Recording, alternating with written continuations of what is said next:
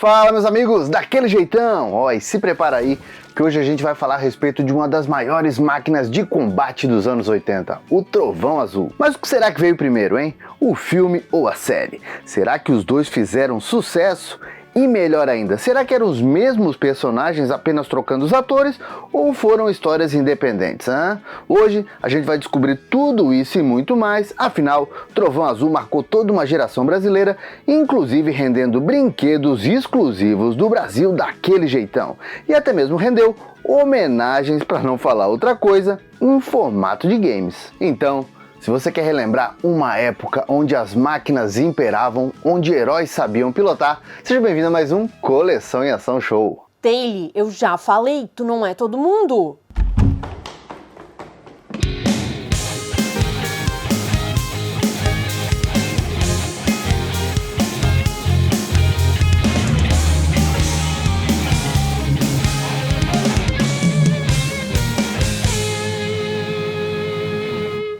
E o filme Blue Thunder, ou Trovão Azul aqui no nosso Brasil varonil, estreou nos cinemas norte-americanos em maio de 1983, mas ele teve alguns bons voos rasantes antes e depois dessa estreia. Pela primeira vez na televisão, Trovão Azul, helicóptero fantástico. Sucesso no cinema, sucesso nos videoclubes. Agora em sua casa, você vai assistir o longa-metragem que deu origem à série Trovão Azul, helicóptero fantástico. O filme envolve a Polícia Metropolitana de Los Angeles, as Olimpíadas de 1984 e toda a sorte de terrorista que esse tipo de evento pode trazer. Aí, a gente é apresentado ao piloto policial Frank Murphy, vivido pelo saudoso e sempre excelente Roy Scheider, e o seu novo parceiro, o copiloto Richard Lehman Good, vivido pelo Esqueceram de Mim, Daniel Stern, que mesmo em início de carreira, já traz aquele bom humor para a história. E os dois fazem parte da Divisão Astro, a galera dos helicópteros da polícia, e que tiravam aqueles plantõezinhos marotos numa boa até que o homicídio de uma pessoa acontece. E nesse meio tempo, aparece uma turma do governo oferecendo uma nova tecnologia de enfrentamento aéreo ao crime. Tudo para poder deixar os céus durante os jogos de verão mais seguros. Só que obviamente quando a esmola é demais, o santo desconfia. Mesmo assim, o capitão Jack Braddock, vivido pelo sempre malvadão Warren Oates, recebe a ordem de indicar o Murphy para fazer esses primeiros voos oficiais do Trovão Azul, a máquina perfeita de combate nas alturas. Alguém já deu um apelido para ele. É Trovão Azul.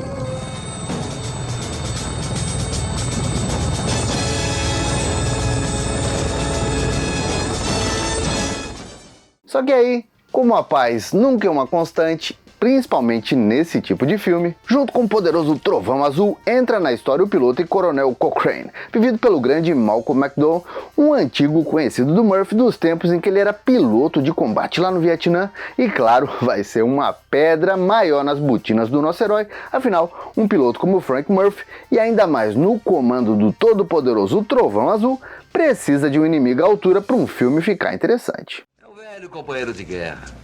Aquele moleque já tentou me levar à corte marcial uma vez. Eu lamento ter lembrado. Ora, veja só quem está aí. Coronel Cochrane, este é o Capitão Braddock da Divisão Astro. prazer. E o Frank Murphy, ele é que vai fazer o teste real acima da cidade. Aliás, vou dizer uma coisa, hein? Se alguém duvida do talento do Malcolm McDowell, tem que assistir esse filme. Já que quem assiste vê o personagem dele como um as dos ares. Mas, na verdade, o ator tem um verdadeiro pavor de alturas, tanto que quando ele aceitou participar do filme, achou que as cenas dele iam ser feitas em estúdio e inseridas posteriormente, só que ele quebrou a cara quando chegou no set de filmagem e constatou que o nível de comprometimento dos atores era tão grande, mas tão grande, ao ponto do Roy Scheider ter aprendido a decolar e pousar os helicópteros sozinho. E aí mesmo com essa fobia, o Malcolm McDowell não se deu por vencido e não ficou para trás. E olha, só de chegar perto de um helicóptero ligado, ele já começava a vomitar, mas não aceitou usar dublês. Murphy, aqui é Cochrane. Junte-se em formação comigo, escalão direito. E fique perto. É entendido, coronel. Bom, eu vou dizer, Trovão Azul não é um filme perfeito, tá longe disso, mas é um filme muito legal. Mas ele sofre de alguns probleminhas que algumas produções dos anos 80, dos anos 90 sofriam, até produções de hoje sofrem, né? Aquelas cenas que vão de lugar nenhum para lugar nenhum e algumas conveniências, vamos dizer assim, de roteiro que às vezes chegam a deixar a gente meio irritado. Mas... e que bom que sempre tem um mais. Sendo um filme dos anos 80, Trovão Azul tem um super elenco daqueles, olha que eu vou dizer, até o pior dos diretores conseguiria fazer um filme bom, onde, além da turma da ação, a gente ainda pode acrescentar o par romântico do herói, a Kate, vivida pela atriz Cindy Clark, que também faz bonito quando precisa ajudar o Murphy durante a história, e ainda o prefeito de Los Angeles, vivido pelo sempre brabrão John Bernard, um daqueles camaradas que sabem gritar e dar ordens como ninguém. O F-16 e o alto da Torre Arco. O que faremos agora? Agora chega. Cancele tudo. Eu posso lembrar ao senhor que ainda tem um cara louco lá em cima com um canhão múltiplo de 20 mil. Eu já disse para cancelar.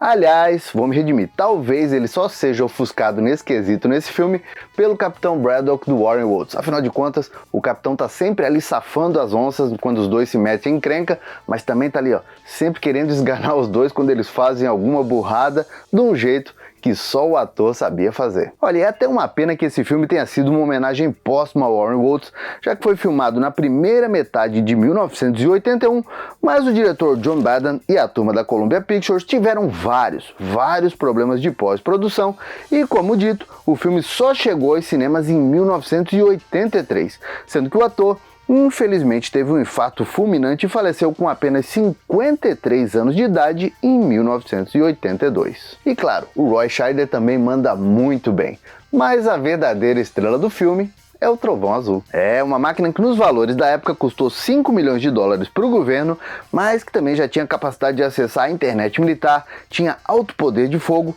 e principalmente com uma baita metralhadora giratória na frente, além de vários instrumentos de vigilância, velocidade turbo e o famoso modo de sussurro.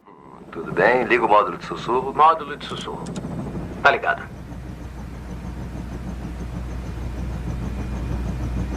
Beleza. Suave, hein? É um tapete voador. E o Trovão Azul foi criação do diretor e escritor Dan O'Bannon, mais conhecido por ter trazido ao mundo o filme A Volta dos Mortos-Vivos, que, claro, já tem um vídeo cheio de curiosidades aqui no canal. A curiosidade é que os roteiros originais foram escritos por ele lá nos anos 70 e ele ia colocar no filme como principal um piloto psicótico que conseguia pegar uma máquina de combate e começava a aterrorizar os céus de Los Angeles. Só que aí as coisas foram mudando, o roteiro foi sendo lapidado, até chegar o que a galera assistiu nos cinemas, num tempo em que já estava virando moda mostrar pilotos diferenciados, pilotando ou dirigindo máquinas com tecnologia muito além da sua época. Aliás, outra curiosidade é que até o início das filmagens, o diretor queria um piloto que fosse sem emoções, um cara marcado pela guerra, apesar de ter um bom coração. Foi aí que a dupla Roy Scheider e Daniel Stern convenceram John Badham que dar um pouco de bom humor para os pilotos protagonistas ajudaria a não deixar o filme tão pesado. E aí ele aceitou, sendo que todos os momentos mais leves são pura improvisação da dupla. É, claro que aqui no Brasil o Frank Murphy ficou ainda mais gaiato, graças à dublagem única do lendário Newton da Mata, enquanto Lyman Good foi dublado pelo sempre excelente Mário Jorge Andrade, o que deixou essa versão brasileira da Herbert Richards ainda melhor do que a versão original. Ouso dizer. Não, agora o mais legal de tudo é a gente saber que o Trovão Azul, a máquina principal do filme, foi construída de verdade, foi usada na prática, só que a galera dos efeitos especiais encontrou ali algumas dificuldades para fazer algumas manobras que eram meio que, digamos assim, impossíveis na época. Aí, para esses casos, eles usaram aeromodelos.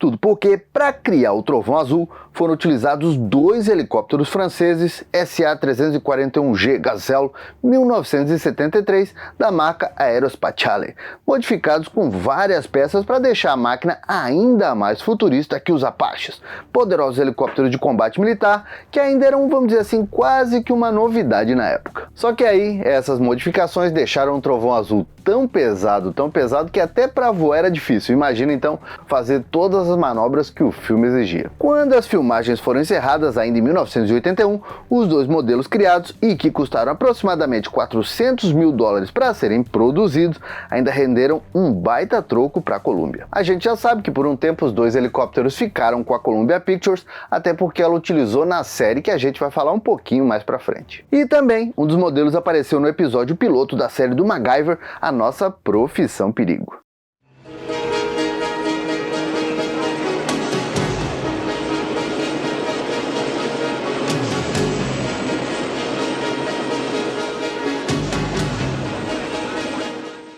Aí depois disso, sem ter mais utilização, eles foram vendidos para um colecionador do Novo México que anos mais tarde ainda alugou os azulões para aparecer uma minissérie da ABC chamada América, lançada em 1987, onde pela primeira vez o público viu os dois trovões numa mesma cena.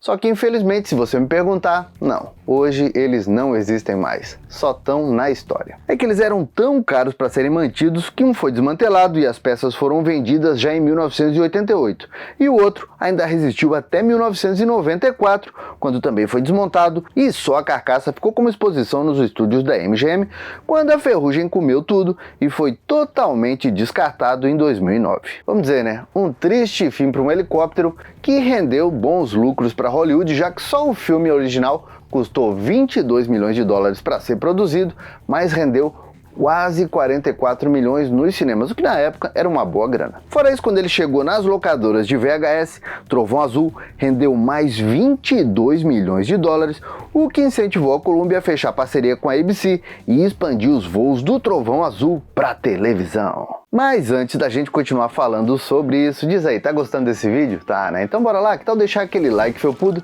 E muito melhor, que tal compartilhar? Ó, vamos combinar? Vou até dar uma ideia, que tal compartilhar esse vídeo com aquele seu amigo, aquela sua amiga, aquele seu parente que vivia confundindo o Trovão Azul com a Águia de Fogo, outro grande sucesso aéreo dos anos 80, que tal? Bom, como a gente disse, o filme Trovão Azul arrebentou quando foi lançado em VHS e com isso a Columbia aceitou uma proposta do canal ABC e começou a produção de uma série baseada no filme já em agosto de 1983. Com isso, já em janeiro de 84, estreou a série do poderoso Trovão Azul.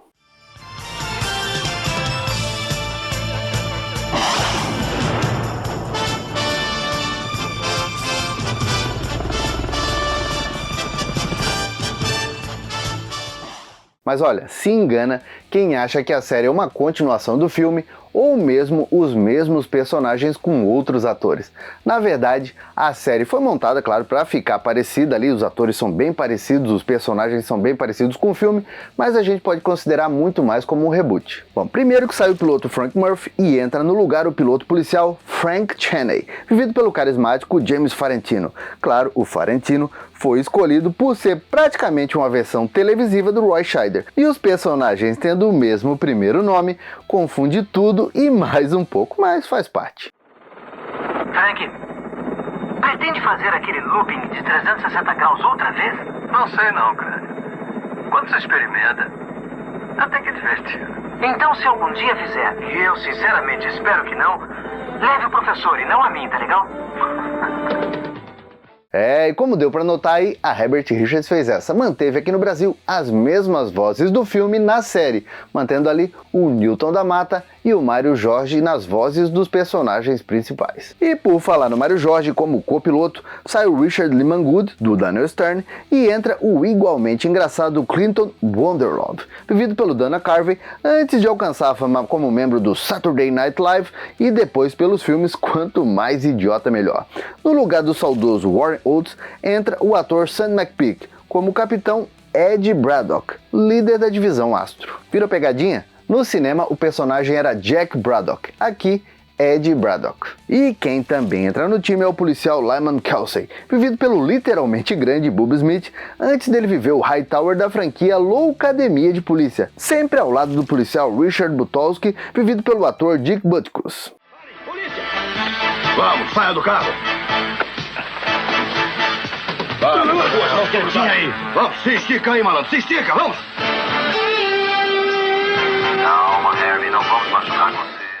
Olha, e o interessante desses dois gigantes é que na série, tanto o Butowski quanto o Kelsey, antes de entrar para a polícia de Los Angeles, eram jogadores da NFL. E o mesmo acontece com os atores, já que o Bubba Smith jogou NFL por muito tempo e chegou a ganhar o Super Bowl de 1968 pelos Colts de Baltimore, enquanto o Richard Butkus jogou por 9 temporadas entre 1965 e 1973 no Chicago Bears. Como é que diz a frase?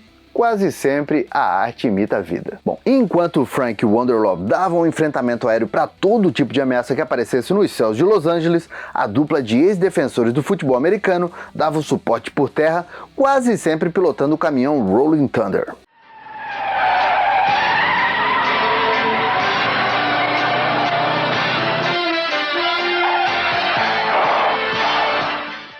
O que pegou nessa série foi a inevitável comparação com o filme, já que os dois foram lançados muito próximo e a crítica não perdoou. O filme custou milhões de dólares para ser feito e a série era daquele tipo, né? Vende o almoço para comprar a janta. Tanto é que o episódio piloto é basicamente uma história mais enxuta do filme, com direito a um vilão vivido pelo lendário Richard Lynch e tudo mais. Mas basicamente utilizando várias vezes as mesmas gravações com uso de helicóptero que a galera tinha assistido nos cinemas menos de um ano antes.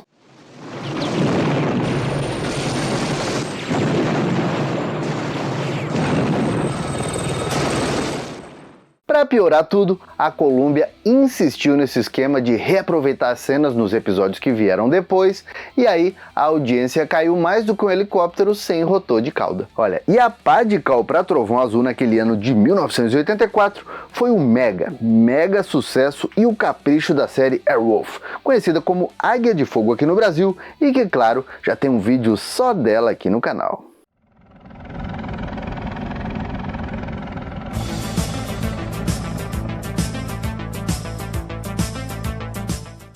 E parecia perseguição, né? A Águia de Fogo estreou na CBS somente uma semana depois de Trovão Azul e a comparação entre as duas séries cavou ainda mais o buraco dos policiais aéreos de Los Angeles.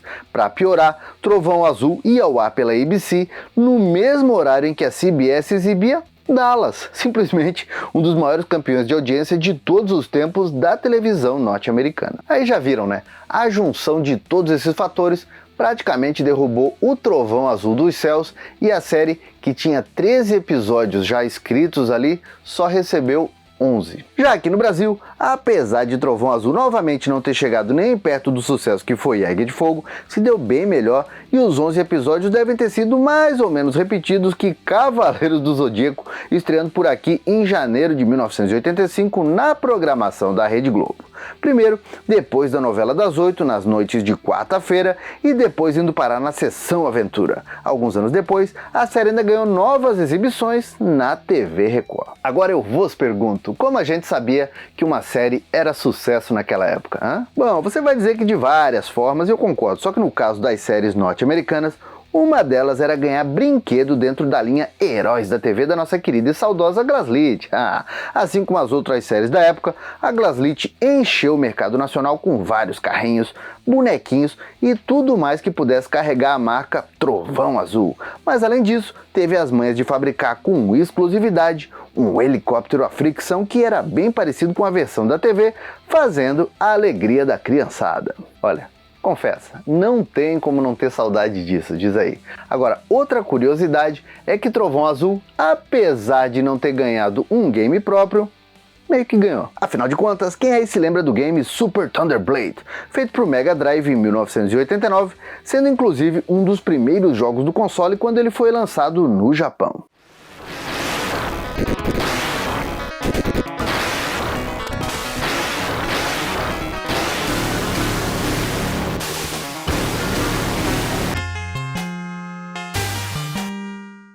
A SEGA basicamente fez um jogo do Trovão Azul, mas marotamente trocou Blue por Blade para escapar dos direitos autorais. SEGA, sua safadinha! Mas agora eu quero saber, curtiam essa série ou achavam o filme melhor? Comenta aqui que eu quero conversar mais a respeito disso com você. Bom, meus amigos, por enquanto era isso. Eu espero que você tenha gostado demais desse vídeo. E se gostou, tá chegando agora aqui no canal ou já tá um tempinho, mas ainda não tá inscrito? Bora lá, se inscreve aqui e aproveita para conhecer as nossas redes sociais, que tem muita coisa nostálgica e legal. Agora, se você quer ajudar ainda mais o canal, já tá inscrito, já fez todo o dever de casa, bora se tornar um membro Felpudo Gold. Vai ajudar a gente a produzir conteúdos cada vez mais nostálgicos.